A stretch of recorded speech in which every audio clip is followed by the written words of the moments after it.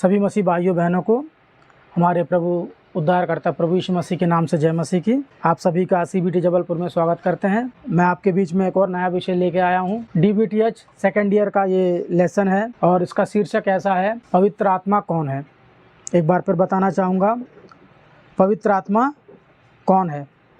प्रिय भाइयों और बहनों, जैसा आप सभी को पता है, जब भी हमारे जहन में पवित्र आत्मा का जिक्र आता है तो सबसे पहले हमें क्या लगता है, पवित्र आत्मा कौन है, पवित्र आत्मा की स्थिति क्या है। तो समाज में, खासकर मसीह समाज में जो चर्च जाते हैं, जो बाइबल पढ़ते हैं, आराधना करते हैं, वो पवित्र आत्मा के विषय में क्या सोचते हैं। अधिकांश समय में अधिकांश लोगों के मुंह से एक शब्द सुनाई देता है कि आराधना करते समय कुछ लोग उत्तेजित हो जाते हैं, कुछ लोग ज़ोर से गाने लगते हैं, कुछ लोग चिल्लाने लगते हैं, कुछ लोग नाचने लगते हैं। ये सारी चीज़ें हम जब कलीसियाओं में, सभाओं में, मसीह आराधनालय में देखते हैं तो हमारे जहन में क्या आता है कि इसे पवित्र आत्मा आया है। क्या कहते हैं, यदि कोई इस तरह की हरकत करता है तो लोग कहते हैं कि इसके भीतर कौन है, पवित्र आत्मा है। मगर हमने पवित्र आत्मा को बहुत संकुचित रूप में देखा है। पवित्र आत्मा के विषय में कहा जाए बेसिक नॉलेज नहीं है। पवित्र आत्मा कौन है, उनका अस्तित्व क्या है, वो कहाँ रहते हैं, क्या करते हैं, उनका व्यक्तित्व किस आधार पर परमेश्वर पिता ने बताया है, बाइबल उनके बारे में क्या कहती है, सारी चीज़ें क्या है ना, हमारे माइंड में नहीं है। बस हमारे माइंड में एक चीज़ हमेशा स्ट्राइक करती है कि हर व्यक्ति जो नाचता है, गाता है, चिल्लाता है, ज़ोर ज़ोर से तालियां बजाता है, उसके भीतर पवित्र आत्मा है। बस यहीं तक हमने पवित्र आत्मा को देखा है, जाना है और समझा है। मगर जो विषय मैं आपके सामने बताने जा रहा हूँ, हो सके कई लोगों को इस विषय में समस्या हो सकती है। समस्या का अर्थ ये है, कुछ लोगों को ये बातें चुभ सकती हैं, कुछ लोगों को इन बातों को सुनने के बाद उनको बुरा भी लग सकता है, क्योंकि उन्होंने बाइबल कभी पढ़ी नहीं होगी। आप सभी से मैं एक आग्रह करना चाहता हूँ कि इस विषय को जब आप पूरा सुनेंगे, पूरा सुनने के बाद आप कोई डिसीज़न लेना कि मैंने बाइबल में से क्या बताया है, क्या बता रहा हूँ, क्या वो बातें बाइबल में हैं या नहीं है। ये सारी बातें आप लोगों को इस मैसेज में, इस संदेश में देखना है। तो सबसे पहले क्या होता है, पवित्र आत्मा का जो रूप है, पवित्र आत्मा का जो स्टेटस है, पवित्र आत्मा का जो व्यक्तित्व है हमारे बीच में कैसा है। जैसे मैंने पहले ही बताया कि लोग यदि आपसे या कलीसिया में चिल्ला चिल्ला के बातें करने लगे, लोग ज़ोर से प्रार्थना करने लगे, नाचने लगे, गाने लगे, तो लोगों का ये मानना होता है कि उसके भीतर पवित्र आत्मा है।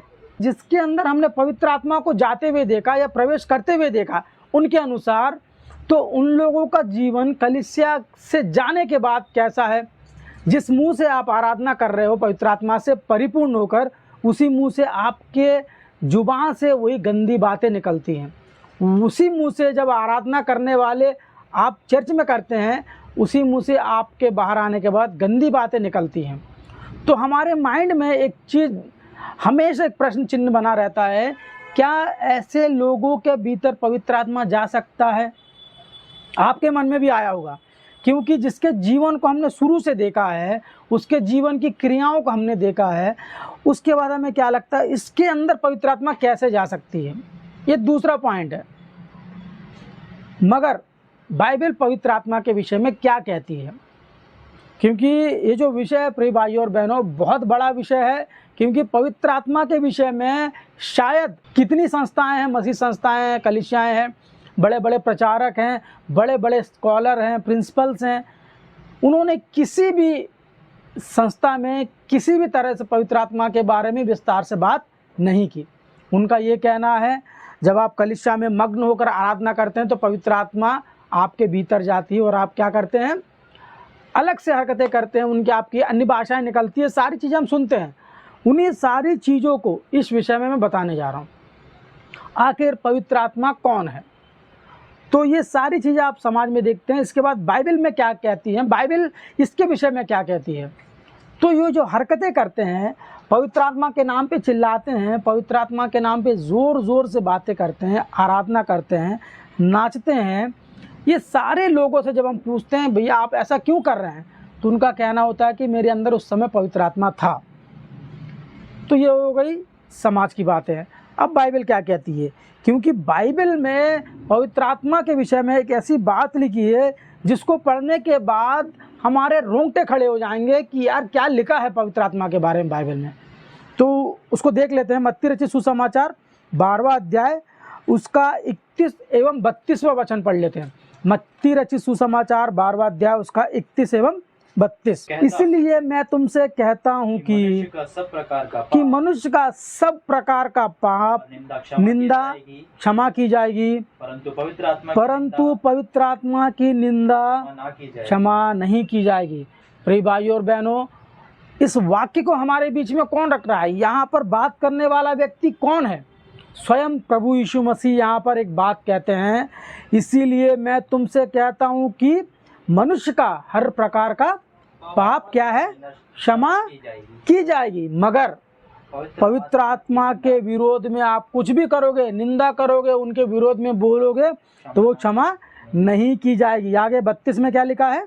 जो कोई मनुष्य के पुत्र के विरोध, जो कोई मनुष्य का पुत्र अर्थात यीशु मसीह के विषय के विरोध में बात कहेगा हाँ, उसका यह अपराध क्षमा किया जाएगा, परंतु जो कोई पवित्र आत्मा के विरोध में कुछ कहेगा उसका अपराध ना तो इस लोक में और ना परलोक में क्षमा किया जाएगा। स्पष्ट रूप से यीशु मसीह ने यहाँ पर हमको बताया है, सबको बताया है कि यदि आप मेरे विषय में कुछ कहते हैं तो वो पाप आपका क्षमा हो सकता है, मगर यदि आपने पवित्र आत्मा के विषय में कोई पाप किया है तो क्या होगा?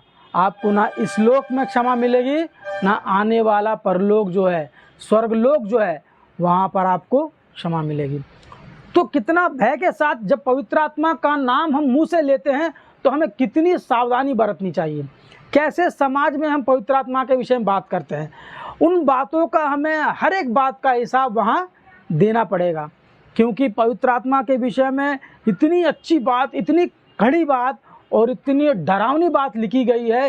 यदि आप पवित्र आत्मा के विषय में गलत बोलते हैं तो आपका पाप क्षमा नहीं किया जाएगा। स्पष्ट रूप से किसी ने नहीं कहा, स्वयं हमारे उद्धारकर्ता यीशु मसीह ने हमसे ये बातें कही हैं। अब लोग जो करते हैं पवित्र आत्मा के नाम पर नाचना, पवित्र आत्मा के नाम पर चिल्लाना, पवित्र आत्मा के नाम पर भविष्यवाणियाँ करना, पवित्र आत्मा के नाम पर बौचक्के होकर चिल्लाना, नाचना, ये सारी चीज़ें जब हम देखते हैं तो इस वचन को हमारे माइंड में रखना ज़रूरी है। वो जो पवित्र आत्मा के नाम से चिल्लाते हैं उनको ये वचन पढ़ना आवश्यक है। क्या लिखा है? उसका पाप क्षमा नहीं किया जाएगा। पवित्र आत्मा के विषय में इतनी अच्छी बात इसलिए लिखवाई गई है, उनके पीछे एक बहुत बड़ी योजना परमेश्वर पिता की है। क्यों परमेश्वर पिता ने पवित्र आत्मा को इतने ऊंचे स्थान पे रखा? क्या कारण है कि तुम्हारे विरोध में यदि कोई बात कहेगा उसका पाप क्षमा नहीं होगा? आगे क्यों ऐसी बात यहाँ लिखी गई है? आगे एक और वचन देख लेते हैं। दूसरा पत्रस की पत्री पहला अध्याय उसका 20 एवं 21 में पढ़ लेते हैं। दूसरे पत्रस की पत्री पहला अध्याय उसका 20 एवं 21। पर पहले ये जान लो कि पवित्र शास्त्र अर्थात बाइबल की कोई भी भविष्यवाणी किसी की अपने ही विचारधारा के आधार पर पूर्ण नहीं होती है, कि कोई भी भविष्यवाणी मनुष्य की इच्छा से कभी नहीं हुई, पर भक्तजन पवित्र आत्मा के द्वारा उभारे जाकर परमेश्वर की ओर से बोलते थे। मतलब जो 64 पुस्तकों की बाइबल हम जब पढ़ते हैं तो हमारे मन में एक बात दिखना चाहिए, होना चाहिए, हमेशा याद रखना चाहिए कि जो पुस्तक में जो बातें हम पढ़ते हैं वो पवित्र आत्मा की प्रेरणा से लिखी गई है। मतलब पवित्र आत्मा के प्रेरणा से जब ये पुस्तक लिखी गई है, इतना बड़ा काम जब पवित्र आत्मा को मिला है, तो उसी पवित्र आत्मा के विषय में हम जो चाहे वो बोल देते हैं। कारण क्या है? क्योंकि पवित्र आत्मा के पीछे का रहस्य या उनके जन्म का कारण, उनके कार्य का कारण, वो क्यों पैदा हुए, उनका काम क्या है, ये सारी चीज़ें मनुष्यों को नहीं पता। जो समाज में जो प्रचार हम सुनते हैं, कुछ लोगों के द्वारा जानकर प्रचार किया जाता है, कुछ लोगों के द्वारा अनजाने में प्रचार किया जाता है, मगर गलत प्रचार किया जा रहा है। कैसे, आप सभी जानते हैं, क्योंकि बाइबल का जो कॉन्सेप्ट है वो अलग है और इनका जो प्रचार का तरीका है वो अलग है। यदि आपने गलत प्रचार किया तो आपने किसके विरोध में बात की? पवित्र आत्मा के विरोध में, क्योंकि पवित्र आत्मा ने ये बातें लिखवाई हैं। यदि आपने मन से या इच्छा से या अनजाने में भी अगर परमेश्वर पिता की इस पुस्तक में, इस बाइबल में कोई शब्द का गलत उपयोग किया या किसी वाक्य का भावार्थ बदल कर आपने प्रचार किया, तो आपने पवित्र आत्मा के विरोध में बातें की। जब भी आप प्रचार करें, आपको ध्यान रखना पड़ेगा, कहीं मैं पवित्र आत्मा के विरोध में तो प्रचार नहीं कर रहा हूँ। ऐसे बहुत से प्रचारक निकल खड़े हुए हैं जो गलत प्रचार लेके समाज में घूम रहे हैं, और ऐसे गलत प्रचारकों से हमें क्या करना है? सावधान रहना, क्योंकि उनको अपना लेखा देना होगा। तो प्रिय भाइयों और बहनों, पवित्र आत्मा के विषय में हम अब कुछ पॉइंट मैंने बनाए हैं, उन कुछ पॉइंटों में बात करते हैं। सबसे पहले पवित्र आत्मा कौन है जिसकी हम आज चर्चा कर रहे हैं? वो पवित्र आत्मा है कौन, कहाँ से आया, कैसे आया, अचानक बाइबल में कहाँ से एंट्री हुई, ये सारी चीज़ हम देखेंगे। पहला जो मेरा पॉइंट है ये है कि पवित्र आत्मा कौन है। सबसे पहले पवित्र आत्मा का जिक्र आता है उत्पत्ति की पुस्तक से। उत्पत्ति की पुस्तक में देख लेते हैं। उत्पत्ति की पुस्तक से पहला अध्याय उसका 26वां वचन, पहला अध्याय उसका 26वां वचन। फिर परमेश्वर ने कहा हम मनुष्य को अपने स्वरूप के अनुसार अपनी समानता में बनाए। हम मनुष्य को किसके रूप में बनाए? अपने स्वरूप में। अपने स्वरूप मतलब परमेश्वर पिता अपने साथ किसी को इंक्लूड करके ये बात कहते हैं कि हम अपने स्वरूप में किसको बनाएं? मनुष्यों को बनाएं। वो मनुष्य जो हम हैं, हमारे स्वरूप में बनाने के लिए परमेश्वर पिता ने एक शब्द का इस्तेमाल किया यहाँ, हम मनुष्य को। ये हम कौन है? हम मतलब यहाँ पर हम देखते हैं पहले अध्याय के दूसरे वचन में लिखा है, पृथ्वी बेडोल और सुनसान पड़ी थी, गहरे जल के ऊपर अंधियारा था, तथा परमेश्वर का आत्मा जल के ऊपर क्या करता था? मंडराता था। परमेश्वर का आत्मा जल के ऊपर मंडराता था। मंडराने का अर्थ क्या है? परमेश्वर का आत्मा जल के ऊपर क्यों मंडराता था? इसका अर्थ है, जब आप पहले अध्याय में इस पुस्तक को पढ़ते हैं, उत्पत्ति की पुस्तक पहला अध्याय, तो वहाँ लिखा है सृष्टि का वर्णन। जब सृष्टि का वर्णन मतलब जब सृष्टि का निर्माण होता है, निर्माण हो रहा था, उस समय परमेश्वर पिता के साथ कोई और भी था। हमने 26वें वचन में ये पढ़ा। और दूसरे वचन में क्या लिखा है? परमेश्वर का आत्मा जल के ऊपर मंडराता था, मतलब वो अपने कार्य में था। कौन था? परमेश्वर का आत्मा। अब कुछ लोगों का कंफ्यूजन ये है, जो परमेश्वर का आत्मा है वही कौन है? परमेश्वर है। बहुत से लोगों ने प्रचार किया है, यहाँ पर जो दूसरे अध्याय में हम पढ़ते हैं परमेश्वर का आत्मा, वो कहते हैं परमेश्वर का ही आत्मा है। अब इस बात को यूहन्ना रचित सुसमाचार उसके 4 अध्याय उसके 24वें वचन में देखते हैं, तो हमें अलग विवरण वहाँ मिलता है उस आत्मा के विषय में जिसकी हम चर्चा कर रहे हैं। 4 अध्याय उसका 24वां वचन, यूहन्ना रचित सुसमाचार 4 अध्याय उसका 24वां वचन कहता है, परमेश्वर आत्मा है, परमेश्वर आत्मा है और अवश्य है उसकी आराधना करने वाले आत्मा और सच्चाई से करें। ठीक है, क्या लिखा है? परमेश्वर कौन है? आत्मा है। अब इस वाक्य को हम पढ़ते हैं, इस वचन को पढ़ते हैं। इस वचन को पढ़ने के बाद हम पहले अध्याय दूसरे वचन उत्पत्ति की पुस्तक में पढ़ते हैं, वहाँ लिखा है परमेश्वर की आत्मा, और यहाँ लिखा परमेश्वर ही आत्मा है। तो यहाँ क्या है जो डिफरेंस हमें दिखता है? अगर वहाँ पर उत्पत्ति की पुस्तक पहले अध्याय दूसरे वचन में अगर परमेश्वर के विषय ही में लिखा है, तो यहाँ पर आत्मा की आत्मा कैसे हो सकती है? परमेश्वर कौन है? आत्मा है। और उत्पत्ति की पुस्तक में क्या लिखा? परमेश्वर की आत्मा, यानी आत्मा की आत्मा। मतलब यहाँ लोगों ने पढ़ने में भूल की है। वो परमेश्वर की आत्मा नहीं, परमेश्वर के साथ पवित्र आत्मा का जिक्र वहाँ किया जा रहा है। यानी उत्पत्ति के जो पहले अध्याय में सृष्टि का वर्णन होता है वहाँ पर ही परमेश्वर ने पवित्र आत्मा का जिक्र किया है। मतलब अपने सृष्टि के रचना के कार्यक्रम में पवित्र आत्मा का भी एक बड़ा रोल था, एक लीड रोल था। वहाँ लिखा है पवित्र आत्मा जल के ऊपर मंडराता था। तो इस पवित्र आत्मा को जब हमने वहाँ देखा, उस पवित्र आत्मा ने क्या किया? सृष्टि के कार्य में परमेश्वर की सहायता की, मतलब उनके कार्य में अपना हाथ बटाया। तो ये पवित्र आत्मा और परमेश्वर पिता एक नहीं है। इसी प्रकार ये हम में दो लोग हमें मिल गए। और तीसरा कौन है जिसकी हम चर्चा हमेशा करते रहते हैं? हमारे प्रभु यीशु मसीह। यीशु मसीह के विषय में देख लेते हैं इसी पुस्तक से, पहला अध्याय उसका पहला वचन, यूहन्ना रचित सुसमाचार पहला अध्याय पहला वचन। आदि में वचन था और वचन परमेश्वर के साथ था और वचन ही परमेश्वर था। यहाँ पर भी लोगों ने अपने आप को एक कन्फ्यूजन में डाल दिया कि आदि में वचन था और वचन परमेश्वर के साथ था, और जो वचन था वही परमेश्वर था। इसको पढ़ने के बाद लोगों ने कहा जो वचन है वो परमेश्वर है, अर्थात यीशु मसीह ही परमेश्वर है। कुछ लोगों ने कहा पवित्र आत्मा ही परमेश्वर है, और कुछ लोग यहाँ कहते हैं यीशु मसीह ही परमेश्वर है। अल्टीमेटली उनके कहने का अर्थ यह है कि तीनों एक हैं। वो विषय अलग है, मैं वहाँ नहीं जाना चाहता, मगर मैं इसलिए बता रहा हूँ कि संदर्भ है। तो आदि में जो हम पढ़ते हैं वहाँ पर भी आदि में हमने किसको देखा? पवित्र आत्मा को देखा। और आदि में हम यहाँ किसको देखते हैं? यीशु मसीह को देखते हैं। किसके साथ? परमेश्वर पिता के साथ। जो 26वां वचन हमने पढ़ा कि परमेश्वर के साथ कुछ लोगों ने मिलकर सृष्टि की रचना की।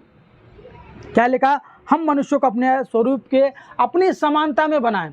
तो यहाँ पर हमें पवित्र आत्मा का भी क्या दिखता है? उपस्थिति दिखती है ना। पवित्र आत्मा कब से है? आदि से है। इस सृष्टि के निर्माण के पहले से कौन है? पवित्र आत्मा है। किसके साथ? परमेश्वर पिता के साथ। आगे कुछ और वचन देख लेते हैं गलतियों की पत्री से। गलतियों की पत्री 4वां अध्याय उसका 6वां वचन। गलतियों की पत्री 4वां अध्याय उसका 6वां वचन। गलतियों की पत्री 4वां अध्याय उसका 6वां वचन। और तुम जो पवित्र हो इसलिए परमेश्वर ने किसको? अपने पुत्र के आत्मा को जो है अब्बा है पिता कहकर पुकारता है हमारे हृदय में भेजा। पवित्र आत्मा जो हमारे लिए परमेश्वर पिता से प्रार्थना करता है, क्या कह रहा है? और जो तुम पुत्र हो इसलिए परमेश्वर पिता ने अपने पुत्र के आत्मा को जो है अब्बा है पिता कहकर पुकारता है हमारे हृदय में भेजा। यानी पवित्र आत्मा और यीशु मसीह और पिता परमेश्वर तीनों क्या हैं? अलग अलग हैं। यहाँ दोनों दिखते हैं। क्या लिखा है? परमेश्वर ने अपने पुत्र की आत्मा को हमारे हृदय में भेजा ताकि वो हमें प्रार्थना करना सिखाए। क्या लिखा है? हे अब्बा हे पिता कर कर वो पुकारता है, हमारे साथ पुकारता है। और एक वचन प्रेरितों के काम पहला अध्याय उसका 5वां वचन। प्रेरितों के काम पहला अध्याय उसका 5वां वचन। क्योंकि यूहन्ना ने तो पानी से हमें क्या किया? बपतिस्मा दिया, परंतु थोड़े दिनों के बाद तुम पवित्र आत्मा का बपतिस्मा पाओगे। यही पवित्र आत्मा के विषय हमने शुरू से पढ़ा। क्योंकि यूहन्ना के समय जब वो बपतिस्मा देता था तो एक बात हमेशा कहता था, आज भले तुम पानी से बपतिस्मा ले रहे हो मगर थोड़े दिनों बाद क्या होगा? तुम्हें पवित्र आत्मा के द्वारा बपतिस्मा दिया जाएगा। पवित्र आत्मा का बपतिस्मा क्या? ये उस समय के लिए एक भविष्यवाणी थी। यूहन्ना ने अपने मुंह से एक भविष्यवाणी की कि तुम थोड़े दिन बाद, ज़्यादा समय नहीं, थोड़े दिन बाद क्या करोगे? पवित्र आत्मा का बपतिस्मा पाओगे। यानी पवित्र आत्मा कौन है? सबसे पहले इन वचनों से हमें क्या पता चलता? पवित्र आत्मा परमेश्वर पिता का पुत्र है, बाइबल कहती है। और पवित्र आत्मा कब से था? पवित्र आत्मा परमेश्वर पिता के साथ आदि से था, जब से सृष्टि की रचना नहीं हुई थी। इस सृष्टि की रचना के पूर्व ही परमेश्वर पिता के साथ पवित्र आत्मा की मौजूदगी थी। और यहाँ लिखा है कि कुछ दिन बाद जो बपतिस्मा मैं देता हूँ इससे बढ़कर तुम्हें एक बपतिस्मा मिलने वाला है, पवित्र आत्मा का बपतिस्मा। उस बपतिस्मा के लिए तुम्हें क्या करना है, राह देखना है। ये हो गई पवित्र आत्मा के विषय में परिचय कि पवित्र आत्मा कौन है, पवित्र आत्मा कहाँ से आया, पवित्र आत्मा परमेश्वर पिता का क्या लगता है। अब देखते हैं पवित्र आत्मा का पृथ्वी पर सदा के लिए उतरना। बीच बीच में पवित्र आत्मा का आगमन पृथ्वी पर होता रहा, ये हम दूसरे विषय में बताएंगे। मगर पवित्र आत्मा सदा के लिए पृथ्वी पर कब उतरा, आप सभी जानते हैं। अब जो दूसरा जो पॉइंट है हमारा, पृथ्वी पर पवित्र आत्मा का सदा के लिए उतरना, इसके लिए हम देख लेते हैं प्रेरितों के काम उसका दूसरा अध्याय, प्रेरितों के काम दूसरा अध्याय पहले वचन से पढ़ लेते हैं। जब पेंतीकोस्त का दिन आया तो वे सब जगह इकट्ठे थे, सारे शिष्य और कुछ लोग एक जगह इकट्ठा थे। एकाएक आकाश एक बड़ी सनसनाहट का शब्द हुआ और उससे सारा घर जहाँ बैठे थे भर गया। हाँ, और वह सब पवित्र आत्मा से भर गए और जिस प्रकार उन्हें आत्मा ने बोलने की सामर्थ्य दी, वे अन्य भाषा में बोलने लगे। यानी मनुष्यों पर इस पृथ्वी पर पवित्र आत्मा का स्थायी रूप से आना यही हुआ। कब? पेंतीकोस्त के दिन। यीशु मसीह के द्वारा भी ये भविष्यवाणियाँ हमने सुनी। इसके पहले योएल भविष्यवक्ता ने भी एक भविष्यवाणी की, इसके पहले जकरिया में, इर्मिया में, यशिया में ये सारी भविष्यवाणियाँ हुई। उन्हीं भविष्यवाणियों के आधार पर पवित्र आत्मा का आगमन यहाँ होता है। किसके ऊपर? शिष्यों के ऊपर। यानी पवित्र आत्मा जो एक समय कार्य करके चला जाता था, वही पवित्र आत्मा सदा के लिए कहाँ आ गया? मनुष्यों के बीच आ गया। किस पर उतरा? पहले शिष्यों पर उतरा। कैसे उतरा? इसकी भी भविष्यवाणियाँ बहुत हुई। योएल की भविष्यवाणी देख लेते हैं। योएल की पुस्तक से दूसरा अध्याय उसका 28वां वचन। योएल भविष्यवक्ता की पुस्तक दूसरा अध्याय उसका 28वां वचन, 38वां वचन, सॉरी। योएल भविष्यवक्ता की पुस्तक दूसरा अध्याय 28वां वचन। उन बातों के बाद मैं सब प्राणियों पर अपना आत्मा उंडेलूंगा। तुम्हारे बेटे बेटियां भविष्यवाणियां करेंगी और तुम्हारे पुराने स्वप्न देखेंगे। बस, यानी वो जो भविष्यवाणी जो मैंने आपको एक बताई है, ऐसे बहुत सारी हैं, मगर कहने का अर्थ है कि जो पवित्र आत्मा एक समय काम करके चला जाता था, वही पवित्र आत्मा आज हमारे बीच में हमेशा के लिए आ चुका है। पहली शताब्दी में यीशु मसीह के स्वर्गारोहण के बाद अब क्या होता है, जो पवित्र आत्मा ने यहाँ पर अपना काम शुरू किया, तो कुछ ऐसे भी काम पवित्र आत्मा ने किए जिसको हम पढ़कर हमें लगता है कि यार यहाँ से पवित्र आत्मा का काम चालू होता है। क्या है? प्रेरितों का काम दूसरा अध्याय उसका 38वां वचन। प्रेरितों का काम दूसरा अध्याय उसका 38वां वचन। पतरस ने उनसे कहा, मन फिराओ और तुम में से हर एक अपने अपने पापों की क्षमा के लिए यीशु का हाँ, और तुम पवित्र आत्मा का दान पाओगे। यानी पवित्र आत्मा का वरदान पाने वाले, पवित्र आत्मा की शक्तियाँ पाने वाले, पवित्र आत्मा के स्वरूप को पाने वाले पतरस ने क्या कहा? तुम लोग पवित्र आत्मा का दान पाओगे। मतलब जब हम बपतिस्मा लेते हैं, हमें क्या मिलता है? पवित्र आत्मा का दान मिलता है। वही दान हमें कब मिलेगा? जब हम अपने पापों को मान लेते हैं। पापों को मानने के बाद बपतिस्मा लेते हैं, तब वो पवित्र आत्मा हमारे साथ रहता है, हमें मिल जाता है। यानी पवित्र आत्मा का यहाँ उतरने के बाद शिष्यों के बाद किसके पास आई? हमारे पास भी आई। मतलब पवित्र आत्मा जो शिष्यों को मिली थी, वही पवित्र आत्मा आज हमारे साथ भी है। यानी पवित्र आत्मा का उतरना हमारे लिए भी था। और आगे यूहन्ना रचित सुसमाचार 16वां अध्याय उसका 7वां वचन।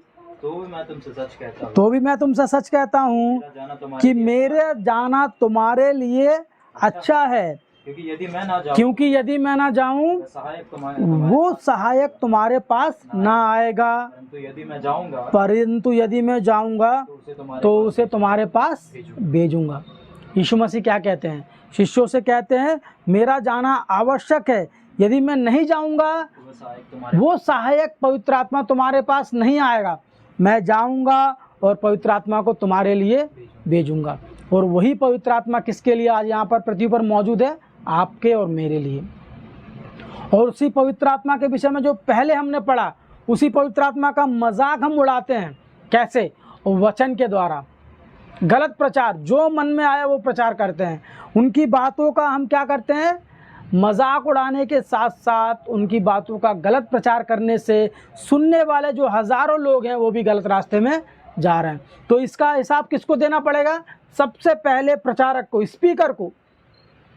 क्योंकि जो बोलने वाला होता है हमेशा ये सोचता है कि वो बातें मेरे लिए नहीं है। क्यों नहीं है?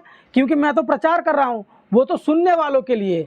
मगर प्रिय भाइयों बहनों, आप याद रखना, कभी आप प्रचार करते हैं, यदि आपने किसी को प्रचार किया है तो उस समय सबसे पहले आप अपने आप को प्रचार कर रहे हैं। यदि आप ये सोचते हैं कि मैंने प्रचार किया है, मैंने एक रेफरेंस आपके सामने रखा है, वो रेफरेंस सिर्फ आपके लिए है, गलत बात है। बाइबल कहती है वचन दोधारी तलवार है। वो दोधारी तलवार जिस प्रकार सुनने वाले को काटता है उसी प्रकार सुनाने वाले को भी बराबर से काटता है। तो कभी भी ये गलतफहमी में कोई ना रहे कि जो मैं वचन बता रहा हूँ वो सिर्फ सुनने वालों के लिए ही है। सबसे पहले सुनने वाले से पहले मेरे लिए है। ये बात हमेशा माइंड में रख के हमें प्रचार करना है। क्यों करना है? क्योंकि पवित्र आत्मा की जो बातें हैं, यदि उसके विषय में आपने गलत प्रचार किया तो ना इस संसार में और आने वाले संसार में, आने वाली दुनिया में आपको क्षमा नहीं मिल सकती। प्रचारक तो सब बनते हैं, मगर प्रचारक के लिए याकूब में क्या लिखा है? सबसे बड़ी शिक्षा प्रचारक के लिए है। इसलिए सब कोई उपदेशक ना बने। बाइबल कहती है कि हर कोई उपदेशक ना बने। यदि आप सोचते हैं कि मैं उपदेशक बना हूँ, नाम कमाऊँगा, पैसे कमाऊँगा, लोगों की सिंपैथी लूँगा, यदि आपने इस उद्देश्य से अगर प्रचारक का रूप धारण किया है तो आपने गलत किया है। यदि आप सोचते हैं कि मेरे प्रचारक बनने से लोग मुझे जानेंगे, लोग मुझे पहचानेंगे, लोग मेरा नाम लेंगे, ये गलत बात है।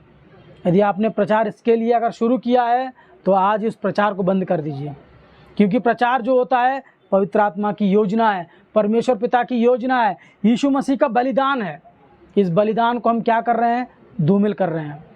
तो प्रिय भाइयों और बहनों, पवित्र आत्मा का यहाँ सदैव के लिए उतरना क्यों? क्योंकि हमें भी प्रचार करना है। पवित्र आत्मा के विरोध में गलत प्रचार कभी नहीं करना। तो आगे और कुछ और वचन देख लेते हैं। यूहन्ना रचित सुसमाचार 14वां अध्याय उसका 16वां वचन। मैं पिता से विनती करूंगा, मैं पिता से विनती करूंगा, वह तुम्हारे लिए एक और सहायक देगा कि वह जो सर्वदा तुम्हारे साथ रहेगा। क्या शब्द यूज किया है? सर्वदा तुम्हारे साथ रहेगा। तो इसका अर्थ यह है कि कलीसियाओं में आराधना के दौरान जिसके ऊपर आत्मा उतरता है वो कौन उतर रहा है?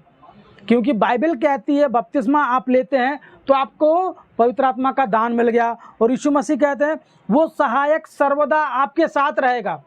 जो साथ रहे उनको छोड़कर कौन ऊपर से हमारे बीच में, हमारे सिर में, हमारे शरीर में उतर रहा है? लोग कहते हैं कि पवित्र आत्मा का उंडेला जाना होगा, जैसे पेंतीकोस्त के दिन हुआ। कलीसियाओं में हम सुनते हैं ना कई प्रकार के प्रचार, आज पवित्र आत्मा आपके ऊपर उंडेला जाएगा। क्यों? पवित्र आत्मा तो 2000 साल पहले ही यहाँ उतर चुका है, और यीशु मसीह कह रहे हैं वो सदैव आपके साथ रहेगा, आपके मरने तक आपके साथ रहेगा। आपने कभी महसूस किया पवित्र आत्मा को ऐसे एकदम से करंट सा आना, एकदम से झटके लगना? कभी हमने महसूस किया है? नहीं किया। कौन महसूस कर रहा है ऐसा? हर कलीसिया में कुछ ऐसे लोग पाए जाते हैं जिनका जीवन कुछ और फल दिखाता है, और कलीसिया में आने के बाद कुछ और फल दिखाते हैं। उदाहरण के लिए, एक व्यक्ति दिन में दिन भर गाली देता हो, वो व्यक्ति के शरीर में पवित्र आत्मा कैसे प्रवेश कर सकता है? एक बड़ा क्वेश्चन है। बचपन से मेरे मन में हमेशा एक क्वेश्चन रहा है।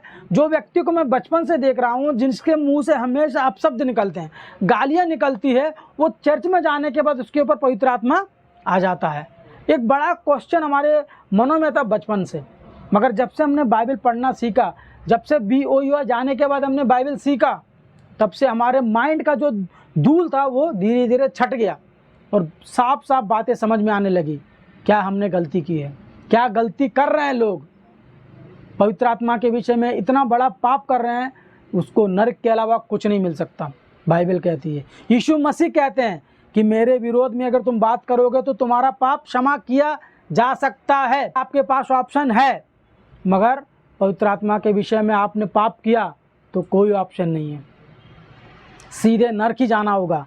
तो प्रिय भाइयों और बहनों, ऐसे पवित्र आत्मा के विषय में जब हम जिक्र करते हैं तो कितनी सावधानी से हमें बात करना है। आपने कभी सोचा पवित्र आत्मा के विषय में बाइबल में इतनी अच्छी इतनी बड़ी बड़ी बातें लिखी हैं, कभी किसी को ज़रूरत नहीं पड़ी। क्यों?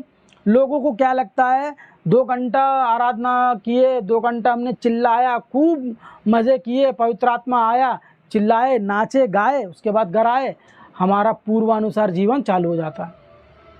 ये पवित्र आत्मा का कार्य नहीं है। तो पवित्र आत्मा के कार्य क्या हैं? ये सारी चीज़ें जो हम समाज में देखते हैं, मसीह समाज में, जब ये पवित्र आत्मा के कार्य नहीं है तो पवित्र आत्मा के कार्य क्या है? अगला जो हमारा बिंदु है यही है, पवित्र आत्मा के कार्य क्या है। तो सबसे पहले रोमियो की पत्री से देख लेते हैं। रोमियो की पत्री 8वां अध्याय उसका 9वां वचन। जबकि परमेश्वर का आत्मा तुम में, परंतु जबकि परमेश्वर का आत्मा तुम में बसता है, हाँ, तुम शारीरिक दिशा में नहीं परंतु आत्मिक दिशा में हाँ, क्या है?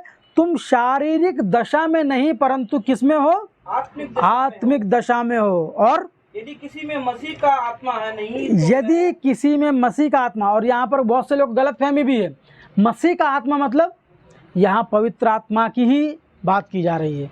क्या लिखा है? यदि किसी में मसीह का आत्मा नहीं तो उसका जन नहीं। क्या नहीं? उसका जन नहीं मतलब किसका जन नहीं? परमेश्वर का। परमेश्वर पिता की प्रजा नहीं। यानी हमारे अंदर अगर पवित्र आत्मा नहीं है तो हम किसकी प्रजा नहीं, किसके जन नहीं? परमेश्वर पिता के जन नहीं। आगे, यदि मसीह तुम में है तो, यदि मसीह तुम में है तो देह पाप के कारण मरी हुई है। देह पाप के कारण मरी हुई है। 14वां वचन और पढ़ लेते इसी में। 14वां वचन, इसीलिए कि जितने लोग परमेश्वर के आत्मा के चलाए चलते परमेश्वर के आत्मा के चलाए चलते हैं, वे ही कौन है? परमेश्वर के पुत्र हैं। यदि आपको लगता है प्रचार के दौरान आपके शरीर में करंट दौड़ के पवित्र आत्मा आपके अंदर प्रवेश करता है और आप कुछ अन्य भाषाएं बोलने लगते हैं, कुछ आप ऐसी हरकतें करने लगते हैं जो समाज में आपको क्या कहते हैं, बौचक्का होकर देखते हैं। बहुत से लोग, अन्य जाति के लोग कैसे देखते हैं ऐसे लोगों को? यानी वहाँ पर किसकी निंदा हम कर रहे हैं? पवित्र आत्मा की निंदा कर रहे हैं। अब सोचो किसी महिला को पवित्र आत्मा आया, वो नीचे पड़ पड़ के यदि वो ऐसी हरकतें करने लगेगी तो समाज के लोग उसको देखकर क्या कहेंगे? पवित्र आत्मा आने के बाद लोग ऐसे करते हैं। यहाँ लिखा है 14वें वचन में, इसीलिए जितने लोग परमेश्वर की आत्मा के चलाए चलते हैं वे ही परमेश्वर के पुत्र हैं। यदि आपने परमेश्वर पिता के प्रिय पुत्र पवित्र आत्मा की बातों के अनुसार अपना जीवन नहीं बिताया तो आप परमेश्वर पिता के पुत्र नहीं है। स्पष्ट बाइबल में लिखा है। और कुछ और बातें देख लेते हैं। प्रेरितों के काम 5वां अध्याय उसका 1 वचन। और हनन्याह नामक एक मनुष्य और उसकी पत्नी सफीरा ने कुछ भूमि बेची और उसके दाम में से कुछ रख छोड़ा, और यह बात भी जानती थी। हाँ, और उसका एक भाग लाकर प्रेरितों के पांव के आगे रख दिया। क्या किया? यानी कुछ जमीन बेची। जमीन क्यों बेची प्रेरितों ने? सेवकाई के लिए। किसके कार्य के लिए? उनके अंदर पवित्र आत्मा आने के बाद उनको क्या लगा कि अब हमें क्या करना है? जो परमेश्वर पिता की योजना है उसको पूरा करना है। उस योजना के तहत क्या किया? शिष्यों ने अपनी पूरी भूमि बेच दी और पूरा धन लाकर क्या किया? सेवकाई में लगा दिया। इसी प्रकार कौन था? एक हनन्याह नामक मनुष्य था और उसकी पत्नी थी सफीरा। उन्होंने अपनी भूमि बेची। बेचने के बाद उनके मन में क्या हुआ? लालच हुआ। लालच होने के बाद उन्हें क्या? एक भाग उसका अपने घर में रख छोड़ा और बाकी लाके दिया। उसके बाद उनका हश्र क्या हुआ? उनकी मृत्यु हो जाती है। पहले उसका पति मरता है, फिर उसकी पत्नी मरती है। तो क्या है मरने का कारण? क्या है? यदि आप पवित्र आत्मा के लिए कोई योजना बनाते हैं, आपके मन में लगता है कि मैं पवित्र आत्मा के कहे अनुसार कुछ काम करना चाहता हूँ, जो प्रचार है वो करना चाहता हूँ, और उसके लिए आप कुछ देना चाहते हैं। यदि देना चाहते हैं अच्छे मन से, संपूर्ण मन से दीजिए। यदि आपको लगता है कि मैं इतना दे सकता हूं तो दीजिए, नहीं लगता तो मत दीजिए। मगर उनके नाम से धन इकट्ठा करने के बाद उसमें बहुत से लोग क्या करते हैं? अलग करते हैं। कलीसियाओं में देखते हैं ना, कितने लोग हैं जो चर्च का धन खा लेते हैं। क्यों? वही धन जो चर्च के लिए, प्रचार के लिए लोगों ने आपको दिया और उस धन में से आपने कुछ निकाल के अपने यूज़ में रख लिया। तो लोगों को लगता है मेरा कुछ नहीं हुआ। वहाँ तो इंस्टेंट, तत्काल वो उनकी मृत्यु हो जाती है। यहाँ तो नहीं हो रही है। क्यों नहीं हो रही? परमेश्वर पिता कहते हैं भजन संहिता में विलंब से क्रोध करने वाला है, उसका क्रोध विलंब से करेगा मगर क्रोध जरूर करेगा, और उस क्रोध में बचना है तो पवित्र आत्मा के विरोध में कुछ भी नहीं करना है, ना बोलना है ना उनके नाम का धन खाना है। साक्षात दो लोगों की मृत्यु हो जाती है। अपनी भूमि बेची, अपनी भूमि में से एक भाग ले लिया, क्या गलत किया, मगर उन्होंने क्या किया, प्रेरितों के साथ पवित्र आत्मा के साथ छल किया। ऐसा छल हमें नहीं करना है। चौथा जो हमारा पॉइंट है, पवित्र आत्मा हमारे अंदर आने के बाद क्या करता है। अब सबसे मेन प्रश्न हमारा यही है, क्योंकि जो पवित्र आत्मा है लोगों को लगता है आने के बाद नाचते हैं। उदाहरण के लिए क्या बोलते हैं, दाऊद किस में नाचा, पवित्र आत्मा में नाचा। आपने पढ़ा ऐसा, वहाँ लिखा है कि दाऊद पवित्र आत्मा के आने के बाद नाचता है। दाऊद प्रसन्नता में नाचता है, खुशी में नाचता है, युद्ध जीतने के बाद उस खुशी को जाहिर करने के लिए नाचता है। तो लोगों ने क्या कहा, दाऊद आत्मा में नाचा और मैं भी नाचूं। गाने भी बने हैं ना, नाचूंगा गाऊंगा पगलों के समान, यही गाना हम सुनते हैं ना, हमने भी गाया है, झूठ क्यों बोलना। मगर कभी आपने सोचा है कि दाऊद ने क्यों नाचा? क्योंकि आप बोलोगे कि नाचना गलत है तो आपके सामने सबसे पहला रेफरेंस वही आएगा। जब दाऊद नाच सकता है तो मैं क्यों नहीं नाच सकता। दाऊद ने आत्मा में नाचा, वहाँ कहीं नहीं मिलेगा। आप शमूएल की पुस्तक में वो चैप्टर पढ़ सकते हो, संदर्भ पढ़ सकते हैं। मगर हमारे पास लोग यही रेफरेंस दिखाते हैं कि दाऊद ने भी नाचा। क्यों नाचा, किस लिए नाचा, इससे कोई मतलब नहीं है। नाचा मतलब नाचा, तो दाऊद नाच सकता तो हम भी नाच सकते हैं। तो पवित्र आत्मा हमारे अंदर आने के बाद क्या हम नाचते हैं या चिल्लाते हैं या शोर मचाते हैं? और कुछ लोगों को ये भी देखा गया है, अधिकांश कुछ लोग के अंदर पवित्र आत्मा आती है, खासकर अपने जबलपुर में बहुत सारी कलीसिया में हम लोग जाते रहते हैं। वहाँ पर देखा गया है जो इंस्ट्रूमेंट होता है, जो उसके म्यूज़िक वाले जो इंस्ट्रूमेंट होते हैं, वो जब बजते हैं तो लोगों के अंदर पवित्र आत्मा आती है। कभी आप देखना, आराधना के समय लाइट बंद कर दो और म्यूज़िक टोटल ऑफ कर दो, टोटल जो हम कीबोर्ड प्ले करते हैं, जो ड्रम बजाते हैं, ये दो चीज़ें अगर आप बंद कर देंगे, किसी के अंदर पवित्र आत्मा नहीं आएगी। आप कभी गौर करना, चर्च की लाइटें आप बंद कर दो और पूरा म्यूज़िक सिस्टम बंद कर दो और उसके बाद किसी के अंदर पवित्र आत्मा नहीं आ सकती। आप लिख के रख लो। क्यों आ रही है? क्योंकि जो माहौल बनता है ना, जो चर्च में हम जो म्यूज़िक सिस्टम बजाते हैं अच्छा फुल साउंड रखकर, उस साउंड में क्या होता है, लोग लीन हो जाते हैं, बोलते हैं ना, उसमें हम खो गए। खोने के बाद वो क्या करते हैं क्या नहीं करते कोई मतलब नहीं है। उस म्यूज़िक के टोन होती है, उस टोन पे लोग नाचने लगते हैं और कहते हैं कि मैं प्रभु में नाच रहा हूँ। कई आज भी जवान लड़के लड़कियाँ सभाओं में नाचते हैं। क्यों नाचते हैं? बहाना एक ही है, दाऊद ने नाचा और हम भी नाचेंगे। हमारे जीवन में पवित्र आत्मा जब आता है तो क्या करता है, उसके कार्य क्या होंगे? रोमियो की पत्री 8वां अध्याय उसका 26वां वचन, इसी रीति से आत्मा भी हमारी दुर्बलता में सहायता करता है। बस क्या लिखा है, इसी रीति से आत्मा भी हमारी दुर्बलता में सहायता करता है। कैसे दुर्बलता? शारीरिक दुर्बलता। शारीरिक दुर्बलता मतलब कमजोरी। किस कमजोरी में आत्मा हमारी सहायता करता है? हम जब आत्मिकता में गिर जाते हैं, जब हम मसीहत में गिरने लगते हैं, जब हमारा आत्मिक जीवन ढहने लगता है, तब हमारी दुर्बलता में सहायता करने के लिए कौन खड़ा है? पवित्र आत्मा खड़ा है। हमारी दुर्बलता में सहायता करता है।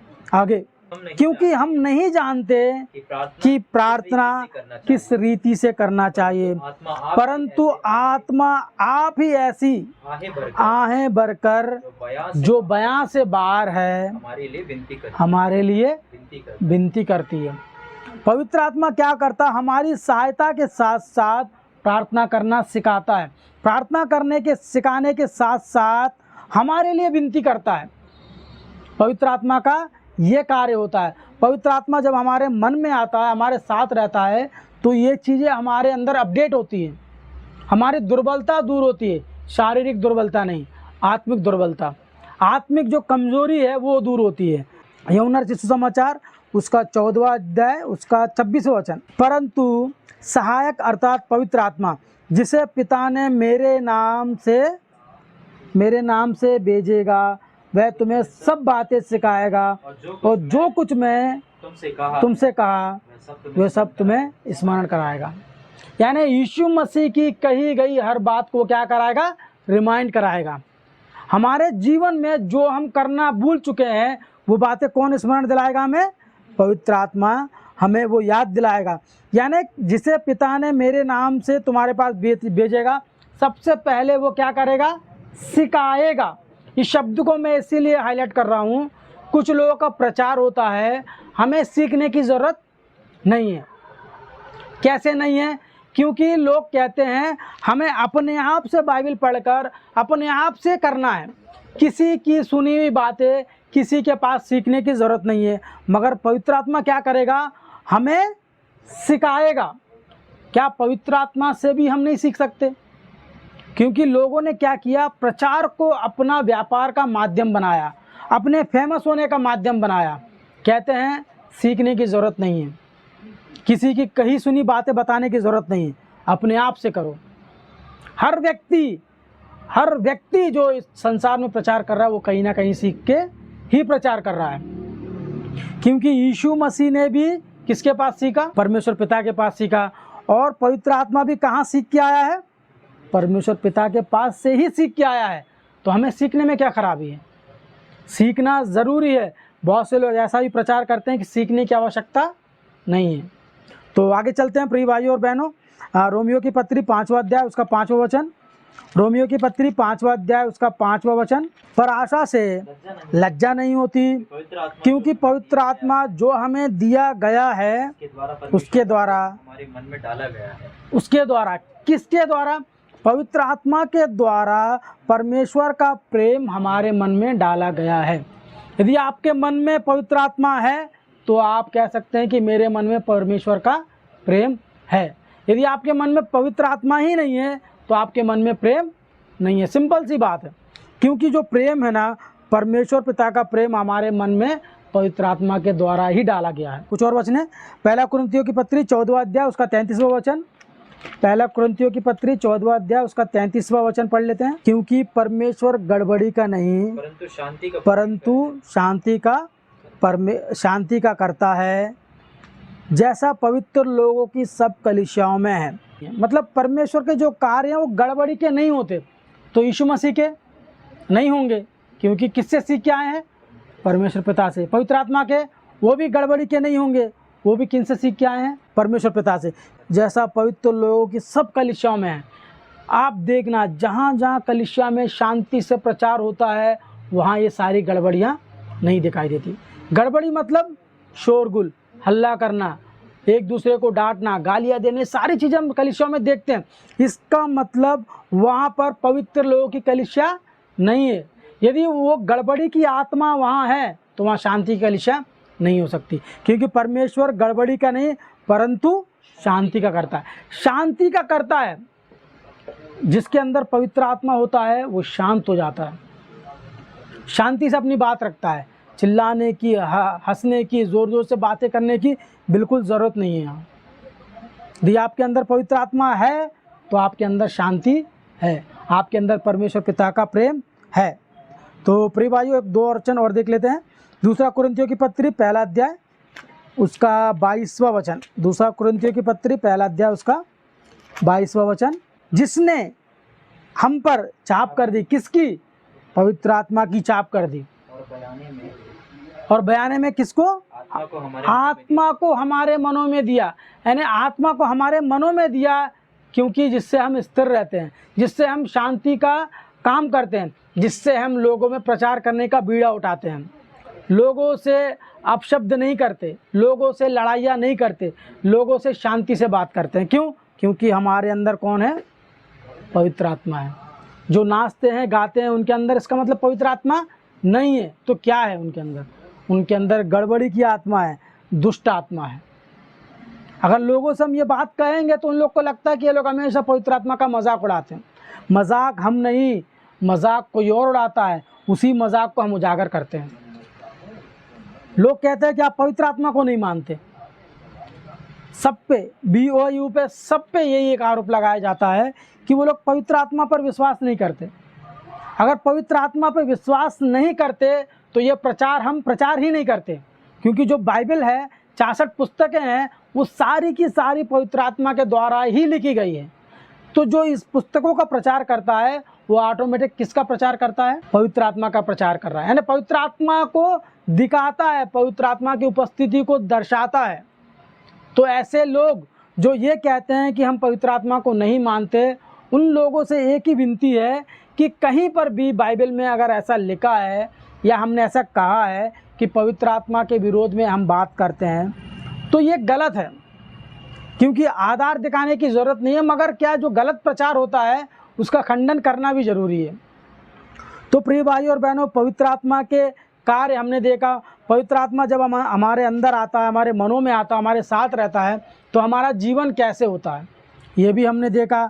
तो पवित्र आत्मा जो हमको मिला है, उस पवित्र आत्मा से हम कितना काम कर पा रहे हैं, कितना काम करना चाहते हैं, क्योंकि हमने बपतिस्मा लिया है। बपतिस्मा लेने के बाद हमारे साथ कौन आया?